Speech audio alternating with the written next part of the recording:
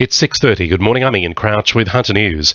Around 250 residents have packed Stockton RSL Club to demand answers about the potential health risks from groundwater contamination around the Williamtown RAF base and why they'd been kept in the dark. However, a panel of experts told the crowd little is known about the potential health impacts, and none of them could explain why residents weren't told about the chemical leak until recently.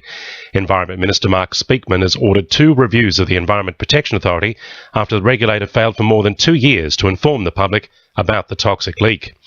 A tip-off from the public has helped police find an East Maitland man who's been missing for more than a month. Mark Thompson last spoke to his family on August 8, and there was no sign of him when they went to his Porter Avenue unit almost 2 weeks ago. Sergeant Dave Rose says the 64-year-old was found yesterday afternoon in the Barrington Tops. Police conducted a patrol of bushland in a remote area of Barrington Tops during Wednesday. Just before 3 p.m, they located the man sitting in his vehicle, which was parked on a bush track about 2 kilometres from Moncrowe Road, and was taken to Dungog Hospital for the treatment of symptoms related to exposure, dehydration and malnutrition. Police and the man's family would like to thank the community for their assistance. Plans to rip up the Newcastle inner-city rail line are moving closer to reality.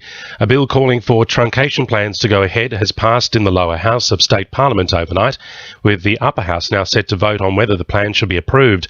However, the bill is unlikely to be considered for several weeks because the Shooters and Fishers Party has called for a detailed briefing from the government on its light rail plans.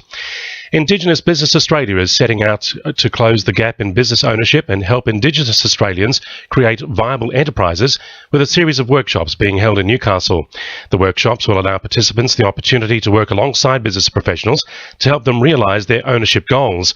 Program Manager Eric Oates says the workshops highlight all aspects of business ownership. The workshops are designed to assist Aboriginal and Torres Strait Islander people see whether their idea for a business can be developed into a commercially viable one, so that they workshop their idea, have a look at some of the challenges that they may face, look at some of those opportunities, and also see whether that business is going to be suitable for them and whether in fact they are the right type of person to start a business. More areas of the Hunter will gain access to the National Disability Insurance Scheme next year.